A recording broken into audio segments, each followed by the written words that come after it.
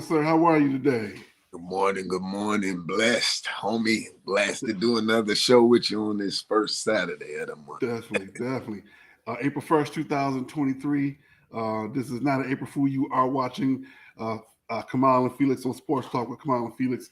And as always, click like, click share, get on the telephone, send some text, send some DMs to some people, let them know that we are here again and we getting ready. We are starting a wonderful, wonderful show on this April 1st, 2023. We want to start the show by saying congratulations to Cass Technical High School on winning the Class A boys basketball championship led by Coach Steve Hall, an alumnus of the school. And if I remember correctly, this is Steve's third state championship and first one at Cass Tech. And I'm really proud to see that. Detroit Public Schools are shining as always, academically as well as athletically. And so congratulations to them. And hopefully they can continue to make moves in that direction. They had that team has excellent players on it, all state, all district, all that good stuff, blue chippers, and congratulations to them. And of course, we got to start with a sorry April Fool's joke. Let's see here. Knock knock. Who's there? Boo. Boo hoo. Don't cry. It's just a funny April Fool's joke. Oh, we'll be here all hour. Don't forget to tip your waitress. Try the meal. All righty. Now that we got that craziness out of the way, let's get back to the show. All righty. Let's see here. Once again, don't forget to click like, click share, get the book. Gratefulness Journey Along Every Day by Mr. Marcus Holmes, that young man right there. All right. And also really quickly, let's talk about the other shows in the Love and Stuff diaspora that we would love for you to be a part of and support. Love and Stuff on Tuesday nights, 8:30 Eastern, 7:30 Central. Love and Scriptures, Reverend Williams on Wednesday, 6 o'clock Eastern, 5 o'clock Central.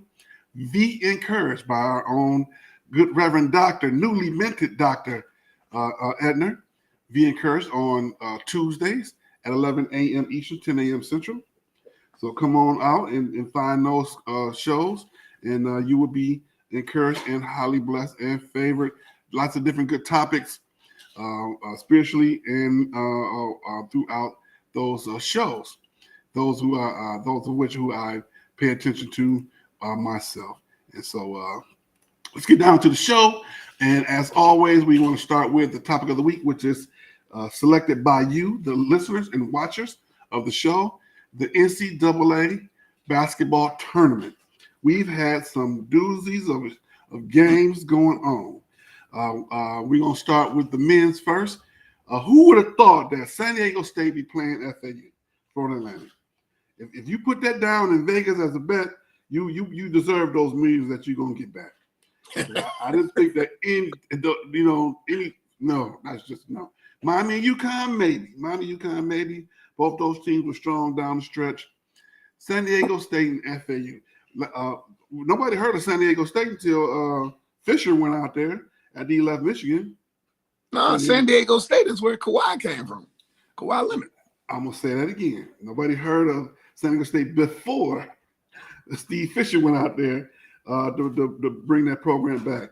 Kawhi Leonard was after Fisher. And he was there. They went. Did they even make the tournament? They might have made the tournament, but I know that Fish went out there, and that's when I heard of him. And then Hope was out there with football, and but that was a basketball school long before that. Florida Atlantic, the Owls. That's another one. We hear about them every time tournament come around, but in the Final Four. In the Final Four, I don't know. I'm not disparaging them. They earned everything they got, and they didn't those games. They wouldn't took care of business. They beat those teams soundly that they played against. So I'm not taking anything. But my point is, would you have bet that in the beginning of the season, even in the beginning of the tournament, that they would have gone that far? Definitely not. Oh no, absolutely not. Agreed. Of course, we're gonna do our predictions at the end of the show for who could possibly win those games and go into the finals. and Miami UConn, but I want to spend the bulk of the time on these women's games from last night. Woo, we had two doozies. We had LSU Virginia Tech and Iowa South Carolina. LSU defeated Virginia Tech after being down 9 going into the fourth quarter. LSU just seemed like they all the momentum they took the sideline, took it from the sideline going to the fourth quarter. And Angel Reese led that team, and she pretty much out-talked them and bullied them, those Virginia Tech girls, the number 1 seed, into a victory. How'd you like that game? I know we were both going back and forth on those games. How'd you like it? Let me see here. I'm still caught on that April Fool's joke, but okay. Let me see. Got one more. Yeah. You know what? I like LSU coach. She had Brittany Griner when she was at Baylor. She used to coach Baylor. Mm-hmm. I can't remember her name off the. I kind of like her. Okay, Angel Reese. I'm not a fan, but I'm gonna give her some respect last night because when they played South Carolina, she didn't do squat, but she did show up last night. Okay, I was gearing towards LSU South Carolina rematch. That didn't happen, so I don't know because I'm still like Angel Reese. It's just I mean the point guard number 45, she cold. I like her. Mm-hmm. And the other chick that plays opposite to Angel Reese, I like her, but not a fan of Angel Reese, man. Angel Reese, because against South Carolina, you did nothing. You didn't do nothing. Yep. Okay, Virginia Tech. Okay, Virginia Tech is equivalent to Florida Atlantic, correct? Because you wouldn't have put Virginia Tech in the Final Four, right? Well, yes and no. They were the number 1 seed. So if you're just going by seeds, yes, you would have said so. I don't think that they were that good because I did see them early in the season. They were, classic 5-touch, 6-touch team, back screen, right. Dumping in the post, scoring kind of team, good jump shots, that sort of a team. Had they made it, I wouldn't have been, upset, but I didn't think that they, So do you think they were worthy of having a number 1 seed? According to their record, yes. No. I'm asking you, do you feel they were worthy? Yes. According to their record, yes. According to the They were 29-4, wasn't they? Something close to that, yes. But they were, and when you look at the records, yes, for what they did in the ACC and for what, juxtaposed to the other teams out there with the records that they had, I would have said yes, they were number 1 or 2 at the very least. Okay. I don't think they were a 1. I think they were 2, possibly 3. I don't think they were a 1. Your 1 was obviously South Carolina. Mm-hmm. Your LSU, I don't even think LSU is a 3. I think they're more like a 2. As far as Iowa, I mean, you got Caitlin, right? Yeah, but you got to remember, coming out of the Big Ten, Indiana was better than Iowa. Right, because Indiana had a whole core of a team. If you box and won Caitlin, game over. That's why I'm shocked Don didn't do that last night. All you gotta do is box and won her. You box and won her, dude. It becomes Michael Jordan and the Jordan-eras. Go ahead and let her have her 30 or whatever. What did she finish with? 41, so she made a tournament record. Yep. Box and won her and go ahead. You can have your 41. We're gonna see what those other 4 do. Don, I can't believe, and I can't believe Don didn't do that. Because that's what Iowa did. I would have boxed and won her all night. I would have threw so many zone looks at. I mean, not zone. I would have pressed her from the time she got the ball from the inbound. I pressed her 94 feet. I would have made her work that much harder. That's why I'm like, what is Don doing? That's what Iowa did to South Carolina. Right, because I am a fan of Miss Staley as well as you are. I didn't understand the game plan. I really didn't. I didn't understand. I agree with you. I agree 100%. Right, because I would have been like, hey, for where she go, you go. You be her. You be that jersey that's on her back. And when she get beat, there was no adjustment. It was no adjustment. So I don't know. Like maybe Down was like, I'm not. I mean, I get it. It's 32. What were they? 32-0. So I get it. why would we change what we need to change when we 32-0? I get it, but it's called in-game adjustments, Don. Mm-hmm. And I get it, your pride and all this. Nah, man, it did. Big girl didn't do nothing. Nope. The one Asia in the middle, man, she didn't do garbage. Now, so it's funny that you said that. They boxed, like you said, they should have boxed number 22. They boxed the big girl. There was 3 people around her at all times. Right. Her and Boston at all times. It was 3 people, 3 feet in the paint. It was 3 people in the paint at all times around them, and they were clutching and grabbing and out of the referee's view, and that frustrated them all night. Now, here's my official thoughts on that game. South Carolina was legally cheated, and here's why I say that. It to me, watching that game was like I've seen it 1,000 times. It's like watching a suburban team playing in a city team. Maybe not so much now because the suburbs and inner city, the dynamics have changed. But back in the 80s, it was like watching a team from the inner city go play a team in the suburbs in the districts that advance in the state tournament. So for the viewers to really understand what you're saying, you would say a Southwestern with Jalen Rose versus a Country Day with Chris Webber. Not exactly, because that dynamics will be different. I would say Southwestern versus what's the team out there? Clarkston. That's the same thing. No. Yes, it is. If you look at that team with at DCD, where they had the dynamics of that team was Chris, Ayapo, and other players of color, as opposed to going to Clarkson playing almost fully Lily White. First, you talking about with Dane Fife and all them? Yes, that's what I mean. So look at Iowa. Look at Iowa. Look at Iowa. Look at the dynamics of Iowa. Fully, they have one black assistant. They have one black player on that team. Who's going to go to Iowa though? Come on. That's my point. That's exactly my point. You go to Iowa because that was the dynamic of the game. But I'm saying you go. Okay, so you go to Michigan State because you couldn't get into Michigan, right? Now, but let me finish my point. That was the dynamic of the game. And then you got referees who see themselves in the other team on Iowa. If you look at that one referee with the short black hair, she calls 60% or more of those fouls against South Carolina. So it was like those old school days where, as an inner city school going out to the suburbs to play, you're not going to get nothing. Okay. You're not going to get nothing. And let me destroy that. Okay. Hold on. I'm not finished. Okay. But they still had their chances down the stretch. Even though all that was going against them, all that frustration, all that clutching and grabbing that they weren't used to having to deal with, that they normally do themselves, they still had their chances. They were down. And also, here's something that you see also out in the burbs. They play 4-on-5. They said, you right here, freshman, sophomore point guard, you gonna beat us. You gonna have to beat us. We're gonna let you shoot. I'm gonna sag all the way down in here. We gonna double Boston. We gonna double the other big girl, and you gonna have to beat us. First half she went on for 3.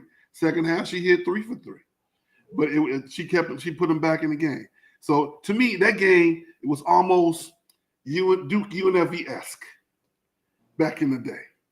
Also, more like a modern day Hoosiers, and how it couldn't have been Duke and UNLV. Okay, hold on. When you say Duke and UNLV, which year are you talking about?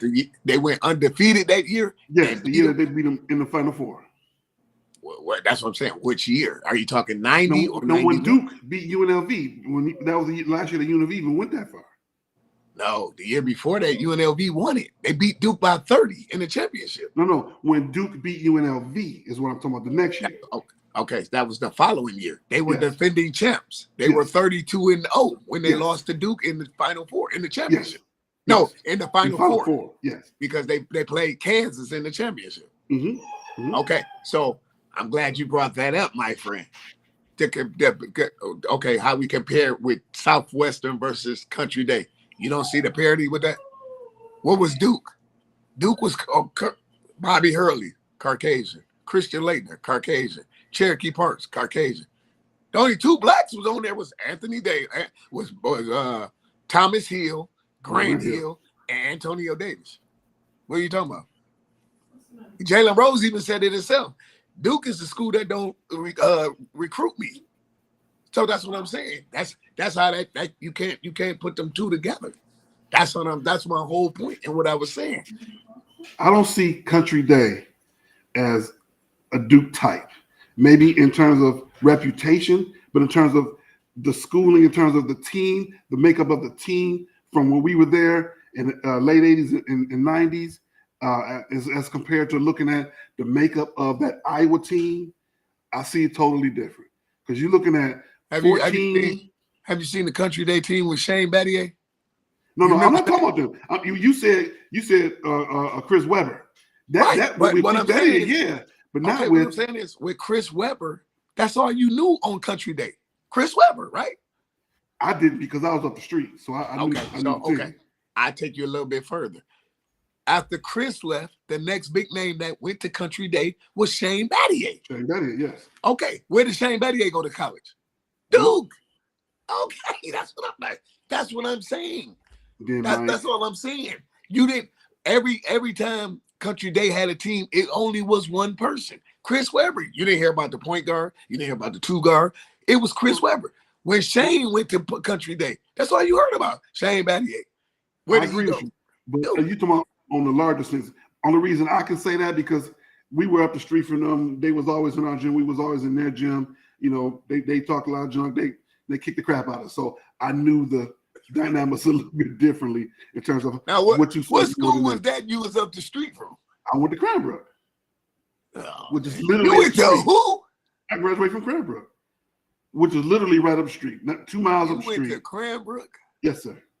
Off of Woodward in 13 Mile or whatever that is? Yes. Hey, man, April Fools. Bye. Hey, see you at the next Bye. Oh, that's not April Fools. That's real. That's real. That's real. No joke, for real. No April Fool, no that. You went to Cranbrook? Yes, I did.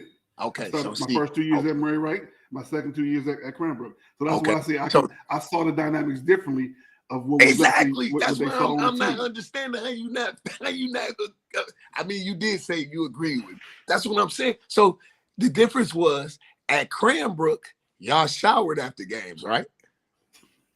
Exactly. Bingo. I got it. I told you, man, I'd be over here stirring, man. No, he didn't. No, he didn't. Okay, so what did you do? Okay, so the games after Murray Wright, what did you do? Oh, Coach made us go get in the shower at Murray. Right, what I'm saying, okay, because you said the word dynamics. Was the dynamic different at Cranbrook than it was to Murray Wright? Oh, yeah. Absolutely. Okay. See, I got you coming over to the side. Come on. I got you.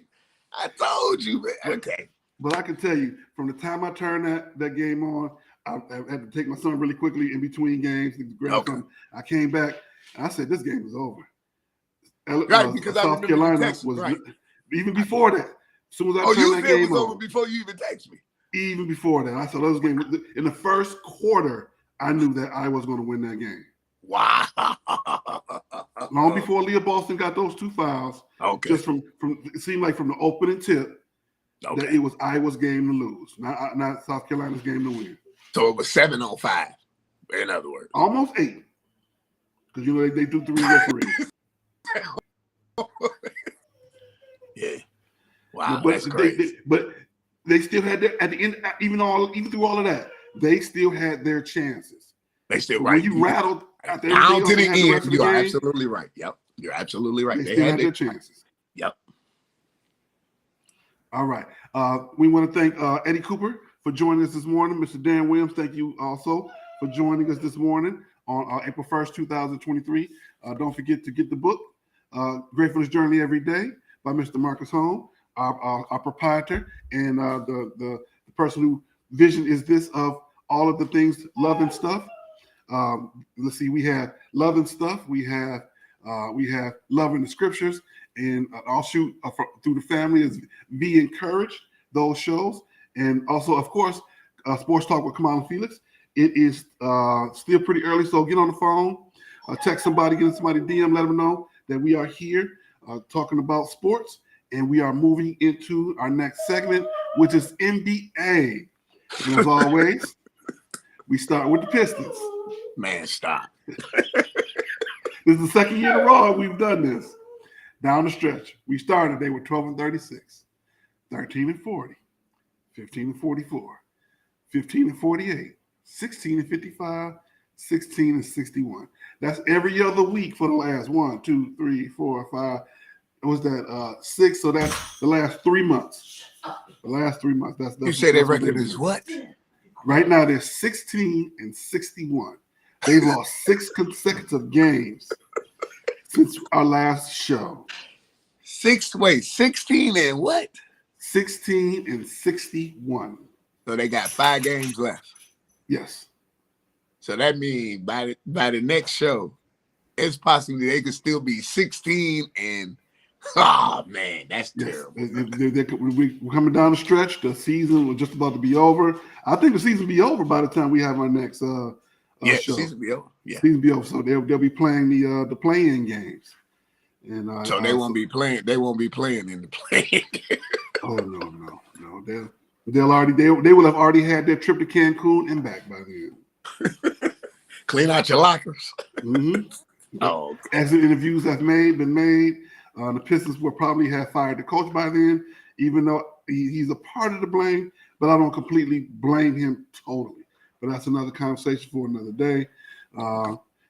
Let's see. Now we're going to go talk about the NBA. The biggest story right now to me is the Mavs are on the outside looking in. Initially, they were looking good towards making the playoffs. They were in the 5-6 seed when Kyrie got there. Mm-hmm. Now they are, let's see, their record is 37-40, and they're 3-7 in the last 10 games, and they are in the 11th spot. And Oklahoma City is just above them at 38-40. I'm not saying that they won't at least make the play-in game, but right now that's that 77. They have 5 games left as well, and it's not looking good. It's not looking good for the Mavs. And that's the team here in the city where I am, and I didn't get to see them, live this year. But I've been a passive fan of theirs for a while, going back to Duckworth and those teams. Rolando Blackman. I've always liked the Mavs and playing the reunion and ringing. But this year in the AAC, they are not doing fairly too well. A lot of it is, of course, it's a direct correlation to Kyrie joining the team and where they are.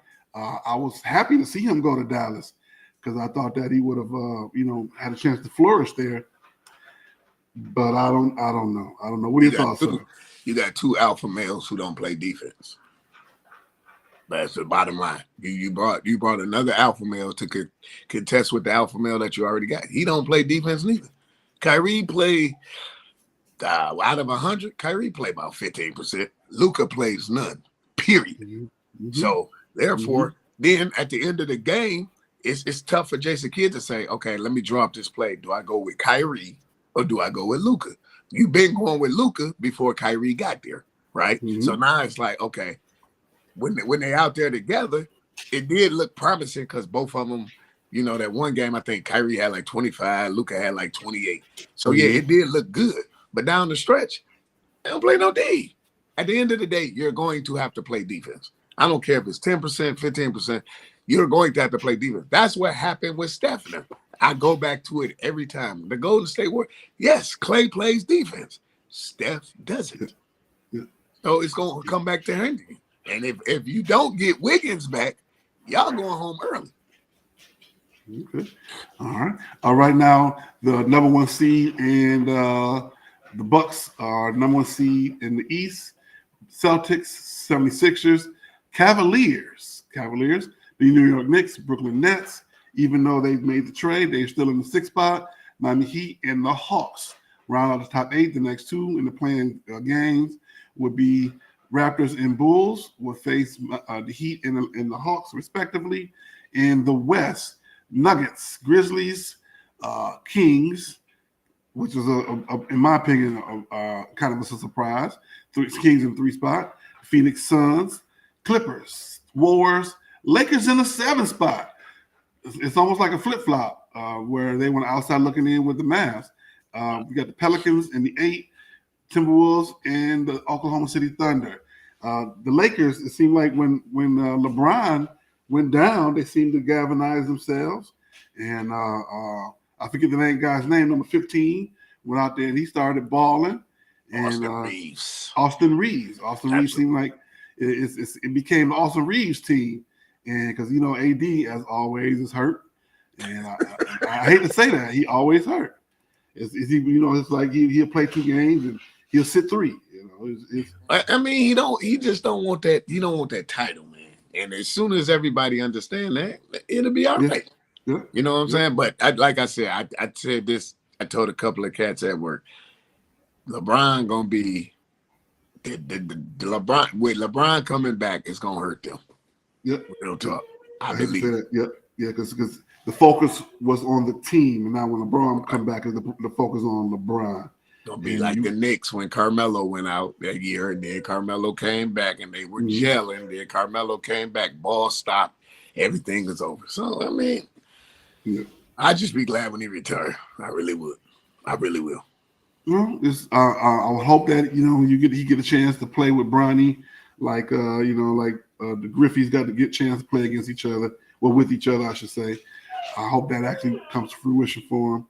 But for the long-term prospects of Los Angeles, he did his job. He brought a championship to the city, and you call it bubble champ if you want to. At the end of the day, it's still a championship. And, I don't know if I can count that. Well, I don't know if I can count. The NBA is not putting a asterisk next to it, so let's go ahead and let them. It's a championship nonetheless. At the end of the day, they got the rings and the banners and the rafters. So long-term prospects, that's something more you're gonna that's what you got to do. Like the Jazz. The Jazz understood that they had we're not going where we need to go, so we're gonna need to make some changes. And they knew that they had to bring it back a little bit to get in the lottery, to get a few extra picks and make those trades, get those extra picks that way. Retool, bring down your salary cap a little bit, and do it that way. The Blazers, at some point, I hope they will go ahead and trade Dame, because Dame is not going to leave, and I would hope that he would go somewhere to where he could be, at least have a chance at being a championship. If he stay up there, and I understand that's old school basketball. This was drafted me. This is where, that's where I want to be. The city love him. He love the city. But don't get the championship. Now you did what you're supposed to do. You did it. You made the love was there, and they'll understand that. They won't be mad at him. They won't be mad. All right, going to transition to college basketball. Most of this is people leaving their respective teams. First and foremost, Hunter Dickinson leaving Michigan. That came out yesterday. I never thought that would ever happen. I understand it's a graduate transfer, but he's been a Michigan man from the day he walked on campus, from embodying the school to to being the enforcer, to being the main person against Michigan State. So I would, I don't like his style of play because it's been effective against my team. But you got to respect him, and he's leaving, and that to me is that's something. That's a. I mean, it's more. I'm sure it's more to it. What because I'm sure him and Jawan probably had words, and he probably was like, let me go on, because they say the guy who's supposed to back up Hunter Dickinson is just as good or whatever. So, I mean, only time will tell. But at the same time, are you really losing something with Hunter Dickinson? No, not really. Because I mean, if your game was as good as you troll Twitter and all that, you would be a beast. Very true, very true. He probably gonna end up going somewhere in the Big Ten. He probably, I wouldn't be shocked to go down there and play with Tom. Anything's possible.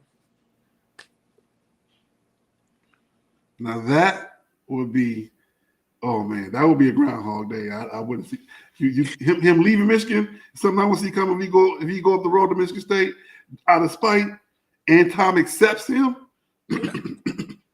Okay. Ooh, that would be Okay, so something else. here we go.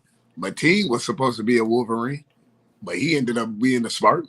That's true. That's true. That's true.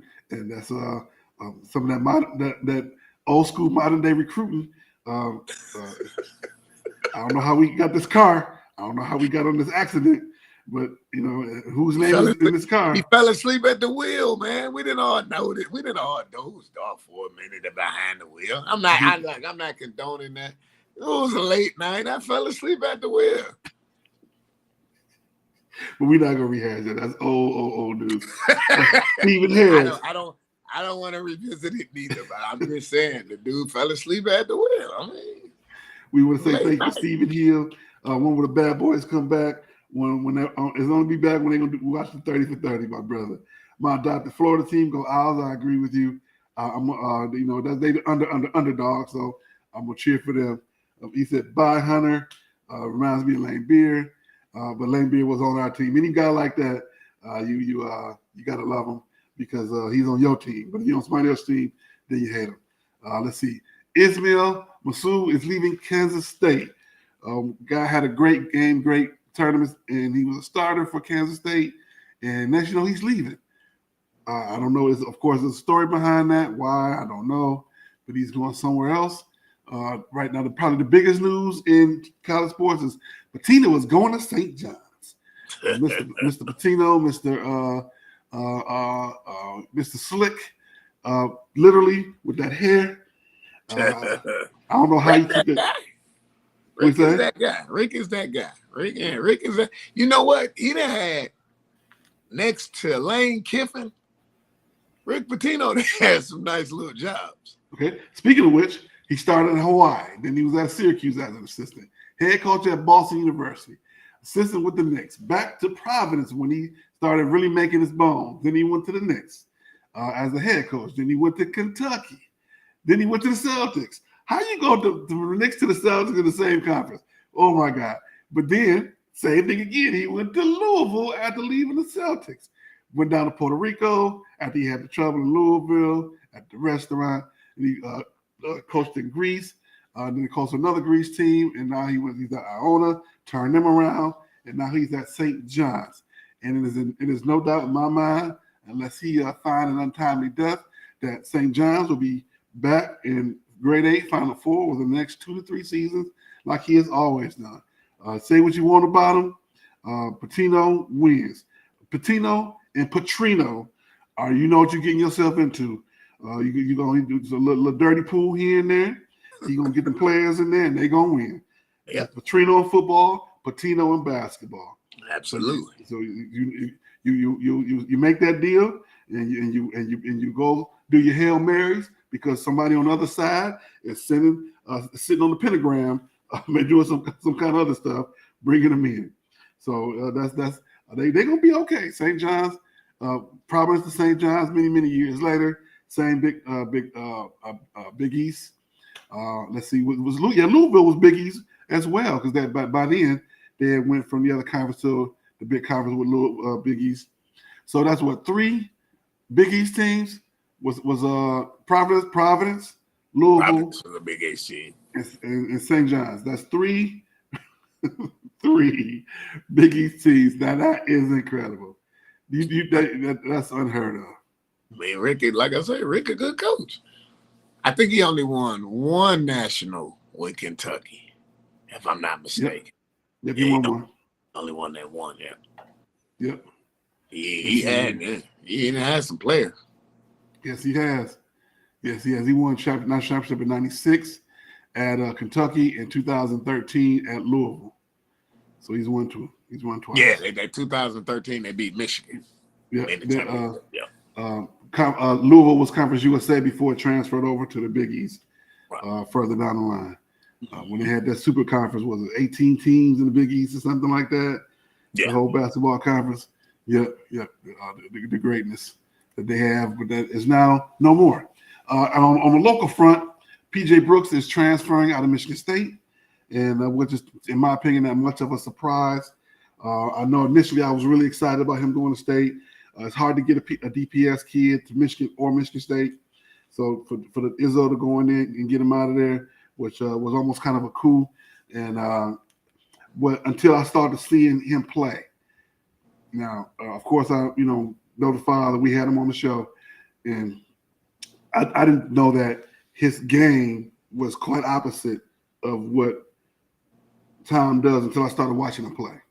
I saw him playing that championship game in the Michigan State in the MHSA championship game where they won. What he does is opposite of what Tom does as an offensive team. So defensively, I can understand him going there and learning the defensive side, a high level playing shells.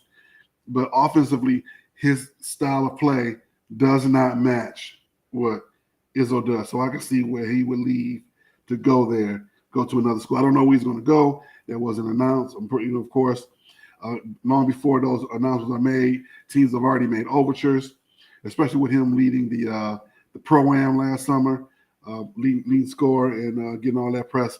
I wish him the best. Of course, we want to see a local kid trying to stay local as best as possible. Is he going to go to Michigan? You never know. Like you said, Hunter could go to the state, which would be crazy. But you never know. You never know. Now, PJ Brooks, what high school did he come out of in Detroit? Frederick Douglass. Oh, okay. I mean, Tom, sometimes he got to let you go, and then sometimes he don't let you go. Like I felt with Keith Applin out of the Persian. His senior year, Keith was averaging like 35. And then when he got up there to state, he was playing behind Kalen Lucas. And he was playing behind Corey Lucius and all them. So I get it. But I was like, that's a kid you got to let go. The PSL is a tough division out of the city of Detroit. You playing local kids from all over. This guy, I don't. It's okay, when we had Jason Richardson, he let Jason Richardson go. Jason Richardson could do what he wanted, whatever. Then when we got Shannon Brown, it was like, I'm gonna keep him on a leash, right? And it's like, when you got somebody, you don't keep a thoroughbred just locked up. And then it's like, Kalen Lucas was nice, you know what I'm saying? And he done had players to where I have seen, I'd be like, well, he keep a tight leash on this kid, but he let this kid, like Miles Bridges. Miles Bridges could have left after his freshman year, but he came back. But it was just like, but then it's funny because you do somebody like that, but then you get Tom there. Let him loose, turn him loose. All right, Tom there. Lou Ross. I'm sorry, Lou Ross, Tom there. Man. Yeah, so that's the catch-22 of Izzo over his career. So this is nothing new. So when you got a player like that who get up and down the court, wide open style, which is pretty what the team that won the championship did. Honestly, they did that a lot. They did it in a controlled manner, but they got up and down the court. They scored. They put points on the board. He's kind of gotten away from that over the years, but he didn't really have to credit what you're saying. He really ain't had no guard like that neither. See, the difference with that 2000 championship team that you're referring to, Mateen couldn't shoot, but Mateen could run the team. Right. But the man for the team was not Mateen. The man for the team was, what's his name? The dude that used to fly out the gym. I can't even think of his name. Richard was on the team. No. Jay Richardson didn't come till after. Jay Richardson was on the team that went back and they lost in the Final Four to Lauren Woods and them in Arizona that year. The team before that, when it was Mateen Cleaves, Charlie Bell, what's my man name? But the real man on the team was Mo Pete. Mo Pete right. was the Mo one. Pete was that. Thank you for. Was that guy? Mo Pete was the man, but Mateen was the driver that drove the team, but he couldn't shoot. Because if you go back and look, that year, Big Ten honors, the MVP of the Big Ten that year, they split it. It was Scooney Penn out of Ohio State that transferred from Boston College and came to Ohio State. It was Scooney Penn and Mateen. They split the Big Ten honors that year. Yeah. So that's what I'm saying. I was at that whole Ohio State game that season. That was probably one of the toughest games I ever saw in my life. Watching those guys go back and forth. That game. All right, let's see here. We got to move forward.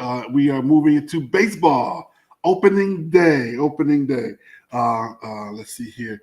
Tigers did go on one. They lost yesterday, Thursday, and they play again today.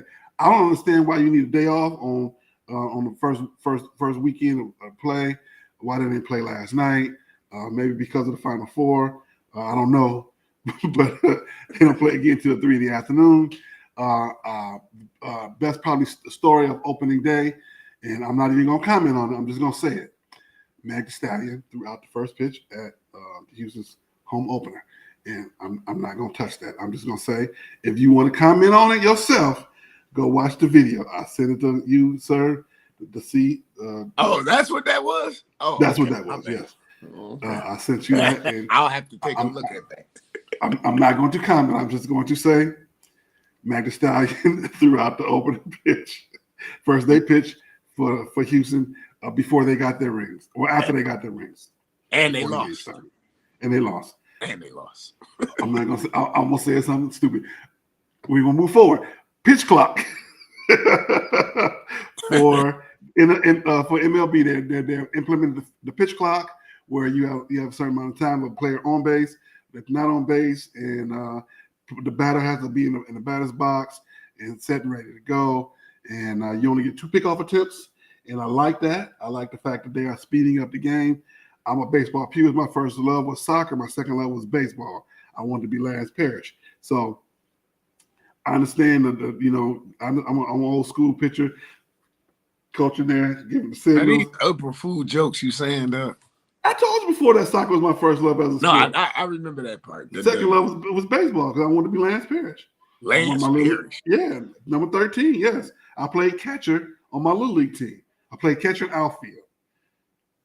Outfield first because I was a oversized kid who couldn't really catch but could throw pretty decently. I'll let the ball hit the ground and roll, and I'll run and catch it and throw it in. And yeah. So if anybody in my old team will tell you that I sucked, and I sat on the bench as an 8-year-old baseball player. I didn't my abilities didn't catch up to me to the next year when I played football. But baseball, I was terrible. Yeah, I was terrible. But I still wanted to be Lance Parrish, my favorite player, and then Lou Whitaker, my second favorite player. So they're showing things that baseball is trying. They're trying to make the game better. They also increase the size of the bases, so they're wanting you to steal bases. They're wanting you to speed up the game and make it more exciting. And at the end of the day, you adapt or die. That's what happens. If you don't adapt, the game will die. And I would like to see them taking a step closer, another step in terms of putting baseball academies in the city. A lot of these inner city kids will be great baseball players. Will be great baseball players, but they don't see themselves in the league. If you don't see yourself in the league beyond somebody from the Caribbean, you're not going to want to play that sport. So I know I played Little League, played PAL, played about 4 different teams. I loved it as a kid. Plus I lived down the street from Tiger Stadium, so I saw it that way. These kids don't see that anymore. They want to play basketball, football, which is nothing wrong with that, but baseball is out there for them too. All right, Mr. Stephen Harris is very active with us today. I'm sorry I missed his statement. After which the national championship, Patino was an honorary Ryder Cup captain at Valhalla in Louisville. That makes sense to me. Who was the other honorary captain of Valhalla 28? That I don't know, sir. That I don't know. Other than Cabrera, I don't know a single Tiger. I do. What's the guy who I'll call his name. Give me just a second. It'll come to me. The guy who they kept sending back and forth to the minor leagues that play in the minor leagues for the Tigers back and forth. Muhammad Ali, that's the answer. And Mr. Dan Williams say, "Sweet Lou Whitaker." Yes, sir. All right, let's move forward. We want to make sure we try and get all our topics in. We want to talk about we are now talking about the NFL. And I almost forgot. Don't forget to click like, click share. Let people know that we are here. And like I said, we've been saying our goal is to be the Soul Train of Saturday, of this generation Soul Train. So when we got up on Saturday morning to clean the house and open up the windows, even though no matter what the season was, And if it was hot, if it was cold, your mama told you to open them windows and you got cussed out if you didn't open them up fast enough and let the open front door and the back door, let that breeze come through. We want you to open up your computers and come on here and watch Felix and I here on Sports Talk with Kamau Felix. That's what we want. We also want you to go to Love and Stuff on Tuesdays at 8:30. Love and Scriptures with Reverend Dr. Williams and the newly minted Dr. Valencia Edner with V Encourage on Tuesdays at 11 a.m. Eastern. You can find them through our Love and Stuff page. Don't forget to go to our Sports Talk page and join there. I send out a bunch of requests every week to different people, and we have been people joining consistently. We want to thank you for that. And so, football, mock drafts. The real draft is April 27th in Kansas City. I'm so sick of all these mock drafts. Every time you turn on TV, they got a new mock draft from this guy, that guy, and his mama and his cousin. I'm waiting on the draft. Instead, the Lions supposed to pick this guy. They supposed to pick this. They supposed to trade this guy, trade for this guy. They're gonna use this pick to trade for a guy that's already established. It's exhausting, and I feel bad for all the pundits out there because this is what they got to talk about every day. There's nothing new to talk about but the new mock draft. What are your thoughts, sir? Yeah, I mean, you're right. Because, I mean, it's going to change 15,000 times until the 27th, right? It's going to be Jaden Carter. Then it's going to be somebody else. Then it's going to be this. Then it's going to be the kid out of Florida, the quarterback out of Florida. It's like. Quarterback out of Ohio State. Is he going to quarterback out of Ohio State? Is he too short? Right. Bryce Hunter, is he? I mean, like the guy told Tim Tebow. What's his name? The NFL guy. Tim, what's the guy's name for ESPN? Todd McShay. He was like, Todd McShay don't make draft picks. Mm-hmm. So, I mean, that's what they're supposed to do, right? They're supposed to say who's going to go here and who's going to go there. You know, I mean, everybody has a pass. It's just when your pass catch up with you. Because I feel bad for the kid that entered the draft from Alabama. Yeah. That's going to hover over his head. Mm-hmm. Just like Carter out of Georgia. That's going to hover over his head. But do you deny these two individuals because they've made wrong choice? Everybody made a wrong choice. Yep. It's if you learned from the choice that you made. Yeah. 2 Hall of Famers. Draft stock dropped really quickly right around the draft. We got the Tampa Bay out of Florida. What is his name? Defensive tackle. All-American. His draft stock dropped after he smoked marijuana. He got caught busting in the test. And then you got the wide receiver who went to all the different schools. His draft stock dropped to number 20, and the Lions drafted Terry Fair instead of drafted him. Terry Fair out the league in 3 years, and we could have had a Hall of Famer. But I still get mad thinking about that. I remember sitting in the sports bar, Terry Fair. You got to be kidding me. Right behind him. Hey, at the end of the day, Terry Fair did win the national championship. He was on that Tennessee national championship team. They beat Florida State that year. So I could kind of see. And then look who was running the regime, Matt Miller. So there you go. Yeah. I mean, you got a quality player off a national championship team. You really can't ask for too much more than that, right? Think about it. Look at the 1 year when Matt Millen drafted Calvin, Mike Williams, James. What's the running back there? Kevin Jones. That was a straight little team. Yeah. And then the following year, he followed it up with Fairley and Sue and all of them. So he did some good things too, but he did some terrible things. Things too. Yep. Right. Yeah. Aaron Rodgers still not traded. I got a feeling he gonna stay in Green Bay. I've said that from the beginning that he's gonna be in Green Bay. And I really don't want to talk about Aaron Rodgers too much because I'm sick of him. Lamar Jackson asked for a trade. That just came out 3 weeks later. It seemed like the smear campaign against that man is so bad. What did that man do for him to come after them? For them to come after him like that?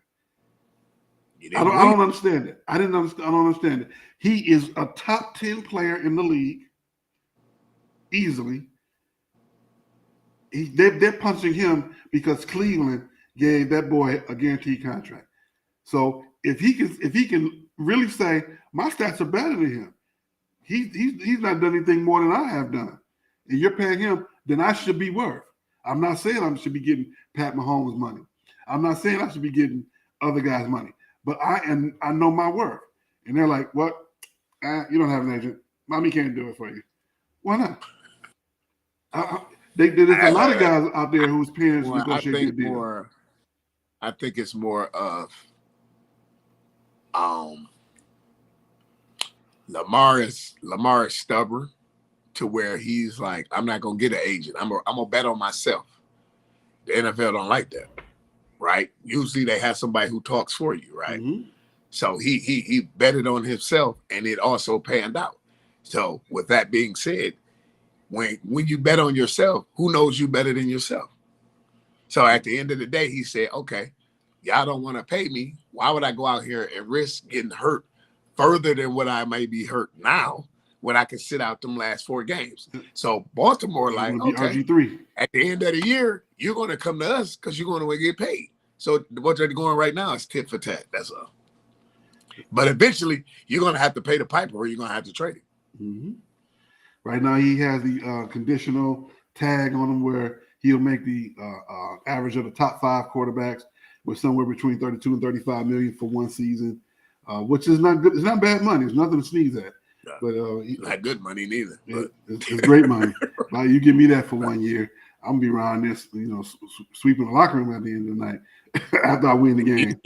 You give me that for 1 year, I clean the stadium. Right. I clean the stadium with the Burt Reynolds hat on. After winning the game, we're gonna win this game. I'm gonna get my crew. We're gonna go clean the stadium. Absolutely. I agree. Let's see here. I still think it's collusion, but can you prove it? Probably not. Let's see here. Yeah. Really quickly, Stephen Harris. Lions are looking good on paper. Yes, they are. They are on track, according to the pundits, to win the Central this year. And he says Jalen Carter to the Lions. We're running a little short on time. We're gonna really quickly take a pause for the cause as we go through Stupid Sports News.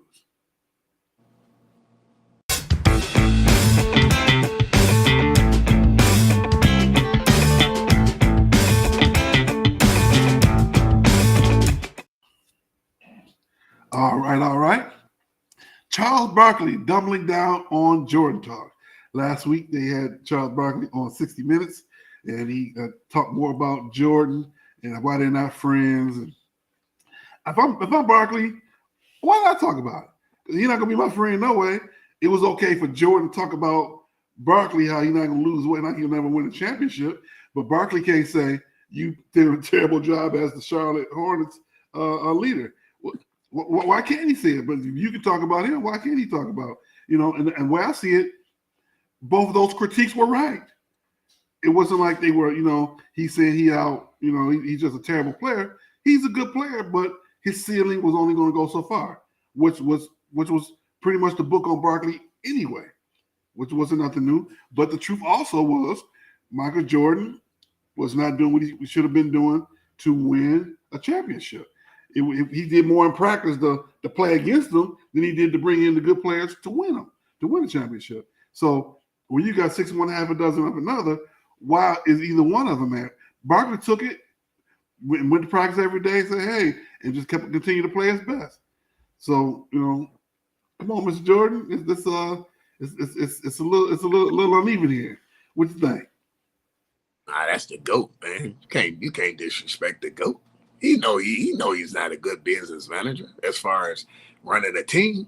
Mike is the GOAT in basketball / the GOAT that everybody sells. He sells a gym shoe every week, like today. The Cool Gray 11 low tops released today.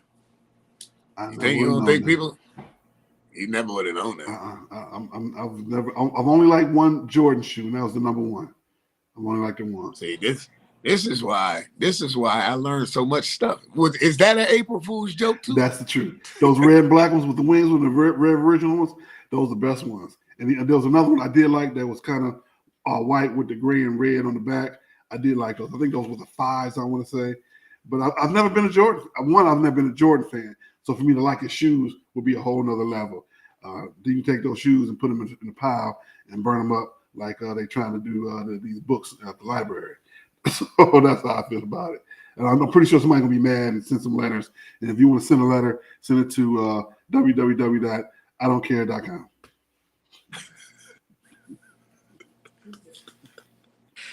Well, okay. I mean, everybody's entitled to. I tell you, somebody who would agree with me. The man behind the scenes, click like, click share. I just gave him a nice little pair. Yeah, right. I guarantee he agree with me. All right. Let's see here. Other Jordan news. Jordan is back channeling an apology to Isaiah Thomas. He has his buddies, Magic and all the rest of them, talking to, hey, tell Zeke I'm sorry. I didn't mean to say I hated him. That wasn't right. And Isaiah's like, no, you going to go on TV and apologize to me just like you said you hated me on your show. That ain't gonna happen. No, that's not gonna happen. This was on All the Smoke recently. I got it. That's my thing for the day. I'm gonna listen to that podcast. I do like that podcast. He has Zeke on there, and Zeke seemed like Zeke has been on the offensive ever since. Because I understand we've been cool all this time behind the scenes, but now you hate me. We go to he said we've been to dinner, we done hung out, family, in the mix, and here it is. It's like that.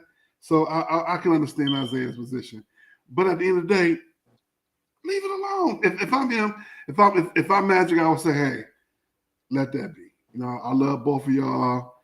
You my boy, you my brother. He my boy, he my brother. Sometimes we not gonna, we have to agree to disagree on this one, and so I would hope that they will leave that alone. What's your thoughts, sir? Man, I mean, we grown, man. Look. 30-some years ago, 20-some years ago. Mm-hmm. I mean, it's over with. Yep, I agree. All right. And in the stupidest sports news, in my opinion of all, something that should have happened a long time ago, the Lions are considering leaving Allen Park. They're looking at getting another facility, a practice facility, where they can have people on site doing practices, and have better parking and more people on site. And I just think that's the funniest thing in the world. Because I joke about the Rangers playing in a shed in a double wide downtown Arlington. I joke about that. It's a beautiful facility on the inside, on the outside. It looks like a field house. It's classic Southern field house type. I get it, but the Lions play in a shed. They practice in a shed. It's to the point when you when you going down Southfield Freeway, they don't even put up a sign that says exit here for the Lions facility. You that's the shamest thing in my life. You so ashamed of your facility. So when the season comes, when people want to come, practices are always free, they're always open. You can't even put up a sign for people to come off the 94th or on the Southfield side. You love your team that much that you got the fields are beautiful, don't get me wrong. Mm-hmm. But when you're driving down, you can see the shed going down the Southfield Freeway. It's on the east side. On the east side. You can see the triangle and the circle in the middle for the air to come out. Yeah. You can see that. Yeah. There's no Lions sign up under it where you can see it from the freeway. What kind of pride? We talking about Lions pride. What kind of Lions pride do you have in that facility if you can't even put I always call them Bubbles because you look like you're about to smash some Bubbles. Bubbles, the lion from the side. You can't put Bubbles on the side of your building so it can be seen from the freeway. The forts. What kind of pride is that?